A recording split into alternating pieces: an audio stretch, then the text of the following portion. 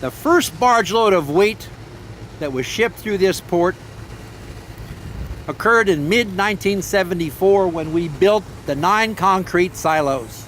And now look, got this grain elevator here with about 4 million bushels of storage capacity, another couple million on the other side of the channel. I've said this time and time and time again, but agriculture and energy clearly drive our boat, no pun intended. It's incredible what has happened over the years. But the first barge of wheat, after we got it constructed, mid-1974, within 6 years, we were actually shipping out 20 million bushels of grain a year. Just unbelievable. And what I mean by making it, so to speak, is that the waterway is now recognized as having a major regional economic impact, thanks, and this is all thanks to people like the Oklahoma Farm Bureau. Never would I have thought that you would ask to hold a press conference here at the port. Of course, you were encouraged by our good friend, the congressman that I'm going to introduce in just a minute. It's an honor to be able to go up there and represent something like this. I mean, if you look around, you can see how active the port really is. You can see the ability that Oklahoma has to grow and to also brag on ourselves a little bit. But the focus I want to take today is this can't be done without people willing to step up and work together. Not just on the federal side, but there has to be a product that needs to be shipped out. That started with our ag community. With the farmers, that's the backbone of this country. It started with someone else having a vision that's saying, hey, let's get this product from point A to point B and quit just competing on a national stage, but let's go on an international stage. And this port allows us to compete on an international stage. We're not just dependent on rail, even though that's what's causing all the noise back behind me. We're not just dependent on trucks, but now we're able to ship our products in bulk goods from here all the way to the Gulf. But the biggest threat we have right now to this port and to our farmer community is unfortunately the federal government. The focus I want to take on just for a little bit is the waters of the U.S. If you stop and you start thinking about people thinking in Washington, D.C. that they care more about our water than we do, that's a joke. When they have to go back in Washington, D.C. and redefine what the term navigable water is, and then have such a large, broad brush when they make that interpretation by saying that streams that can run intermittently are considered navigable waters. I mean, you should at least be able to put a canoe on something. If you're going to make that kind of suggestion, then you should at least be able to navigate a canoe through it. Not our ponds that might, every now and then when we have a 6-inch rain in 1 hour, might overrun the berm, might get into a water stream that might eventually run into navigable waters, and then tell us that they're going to give us an exemption on existing permits and brag about it. Existing permits? When you had the secretary in a hearing, I asked her, what exactly is the existing permit? Does it go with the landowner or the land? Because like me, my kids are the 4th generation on our farm. My dad lives there, I live there, my kids are hopefully going to live there. But the permits, if they're held by the 1st generation, are they going to be able to be exempt like the other ones? Or are they going to eventually shut down our farms? Let's look at the history for a little bit of what's happening to our farm community. They came after our farm dust and started trying to say it was hazardous material. Thank goodness Inhofe got involved in that. Then they came after and said that milk, spilt milk, is a danger. I grew up milking. My hands are fine and I drink it every day. In fact, they say you should drink it, it's good for you. But somehow, people in Washington, D.C. is going to sit there and tell us that's a hazard, and they want to make it be treated like a chemical spill. And then they came after our farm labor, which you're looking at the farm labor that my dad had on our farm. It's what taught me my work ethic. and they're saying we can't work our kids. And then they said, well, you can work them on your farm. But when we asked them the question, what about our father's farm? What about our uncle's farm? What about the neighbor who gets sick? That happens, and that's what we do in the farming communities, in the rural communities. We take care of our neighbors. What about when an unfortunate accident happens and they can no longer feed their cattle or run their tractor, and we start using the resources we have on our farm to help them? Is that considered child labor? But they try to tell us how we had to raise our own kids. And now they're going after our waters. We can't sit back and be silent. The Farm Bureau has done a phenomenal job by exposing the EPA and the heavy hand of the regulators in Washington, D.C. constantly to people across the country. And here in Oklahoma, we know what's going on. You want to talk about a heavy hand? Talk to Bob Portiss about what's going on here in the Port of Catoosa and what his biggest fight is. Communities and companies are willing to invest every day inside this port, but it's can we get the permit to get it done? Our farmers that are trying to fight every day, just trying to be consistent with what the federal regulators are trying to say to make a living, which makes it harder and harder every day, and they're making it tougher for us to do. If it wasn't for people like the Farm Bureau who is willing to stand up every single day and fight, this would be a different world, I truly believe, than what we live in today. It's not a time to be silent. Everybody here and everybody that's listening, we have to fight for what our values and our way of life is every day. And so it's a great opportunity you give me to go up there and represent this great state and what's near and dear to my heart, the ag community. So thank you so much. You'll have some great speakers come behind me. If there's ever anything I can do for you, all you have to do is ask.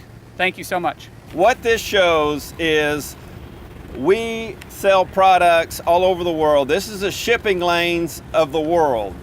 And the darker color shows the more product that goes to those countries.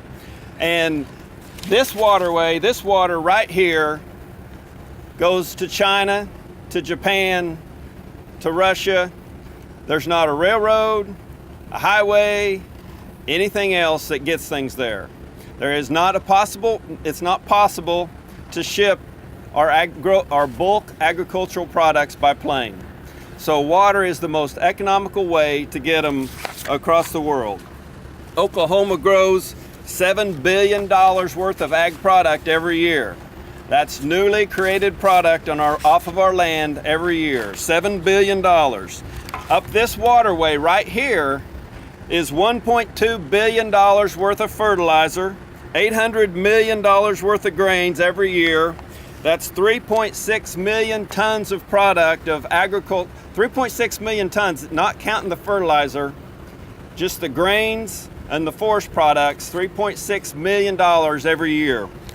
That would be 2,400 barges, 36,000 rail cars, or 138,461 semi-trucks if we were having to ship it another way.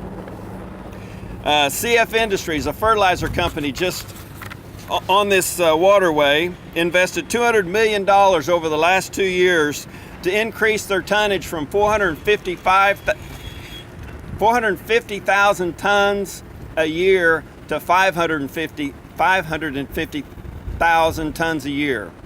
So all of us ag producers, fertilizer is one of our largest input costs. And so having that fertilizer companies here in Oklahoma shipping to the rest of the world is great for us.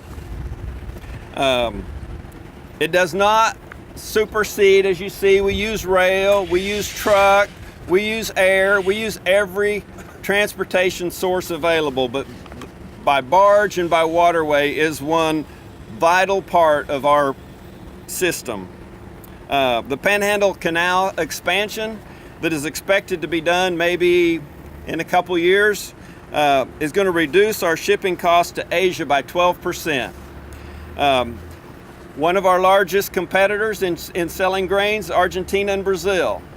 They're already further south. They go around Africa and they have a shorter route to China. Our three largest export trading partners are Mexico, Canada, obviously because of their closeness, and China. And they're all three real close. So we have to be able to ship overseas. Currently, 45%, and I've got these maps available, 45% of all U.S. nitrogen comes from Trinidad Tobago. And Trinidad Tobago is, not all of that comes up this waterway. Some goes to the East Coast, the West Coast. But it's important to be able to have this access to that fertilizer to come straight to Oklahoma.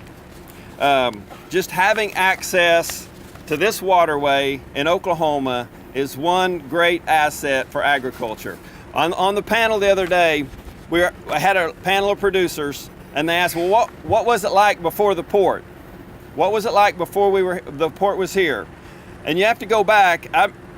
I'm older than a lot of you, but I remember we loaded pickup trucks. I remember driving a pickup truck with my grandpa into a grain elevator where they raised the front end up to dump the elevator. We were talking about a totally different era. And this is allowed, instead of pickup truck by pickup truck, we're shipping them 1,500 tons a barge. And so this access is critical to agriculture in Oklahoma. Thank you. We're proud to be a part of this event. You don't know how important a facility like this is to modern production agriculture in the state of Oklahoma.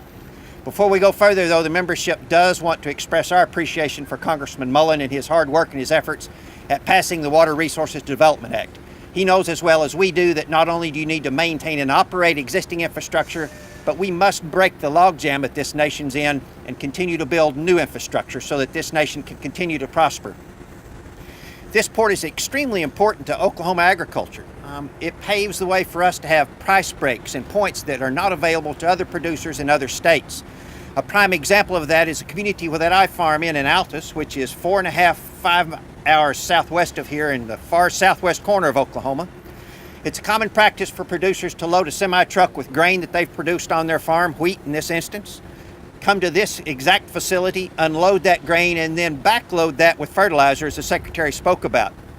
So we get that double benefit, so to speak, in that we get that price point that freight allows that break for our product as we're selling it, and then get a good purchase price for the input of fertilizer. Has been a great savior for Southwest Oklahoma agriculture. But the example I just described for you is taking place across the state with all producers in all types of commodities.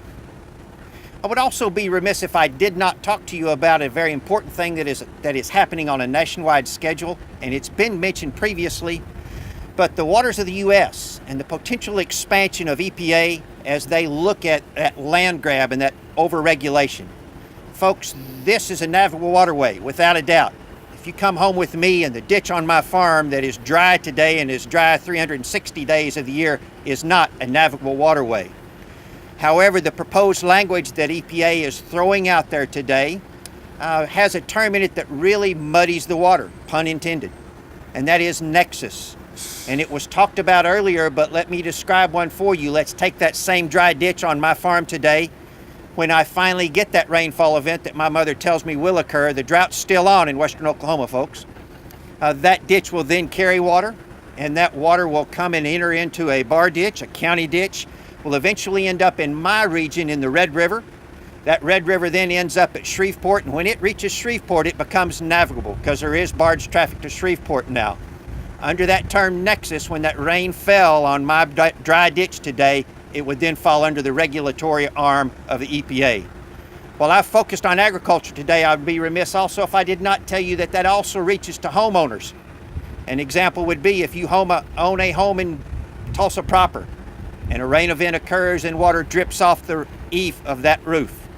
It'll enter into a storm drain, it'll go to Mingo Creek, and Mingo Creek eventually ends up right where we are. The water dripping off that homeowner's eave would be regulated by the EPA. That's wrong. We cannot allow that. That is an enormous land grab by the federal government. We believe in Oklahoma Farm Bureau that the states can take care of the quality of water, the quantities of water, and that should be a state's rights. We support that and will continue to. As I leave you today, I want to talk to you about where we're at and what we're focusing on and how it came about. This is a great thing for the state of Oklahoma. This is great infrastructure for the nation as a whole. But it didn't happen overnight, and it didn't happen by chance. There was a man of great vision, arguably the greatest statesman the state of Oklahoma has ever seen, if not one of, at least the one. That man was Robert S. Kerr. He had a very broad dream and was a man of vision and a man of willingness to step out in front and lead and achieve things. I would encourage each and every one of you to get his book, Land, Wood, and Water, and read that. In that, he lays out a plan for developing Oklahoma's waters. Storing and catching that water is the first part of that first phase of that plan. The second one then was to do exactly what you're seeing and give Oklahoma the benefits of inland waterway. He succeeded in the first two of those. However, Oklahoma lost a great statesman too early, and he was unable to achieve the third prong of his plan. And that was to take those waters that he had caught and been able to store and develop those waters so that all Oklahomans can benefit. Move that water from areas of excess to waters to areas of deficit. Let's allow Oklahoma to grow. In closing, I would ask each and every one of you here today, along with every citizen of the state of Oklahoma, to become Oklahomans first. And let's come to the table as Oklahomans. And let's put aside any allegiances we may have. Let's sit at the table and let's continue the dream and the vision of that great man, Robert S. Kerr, and let's continue and let's finish what he wanted to do. And let's develop Oklahoma's water so that each and every Oklahoman, whichever corner of the state they're in, can benefit from the waters of Oklahoma. Thank you very much, and Oklahoma Farm Bureau is very proud to be a part of this. Thank you all.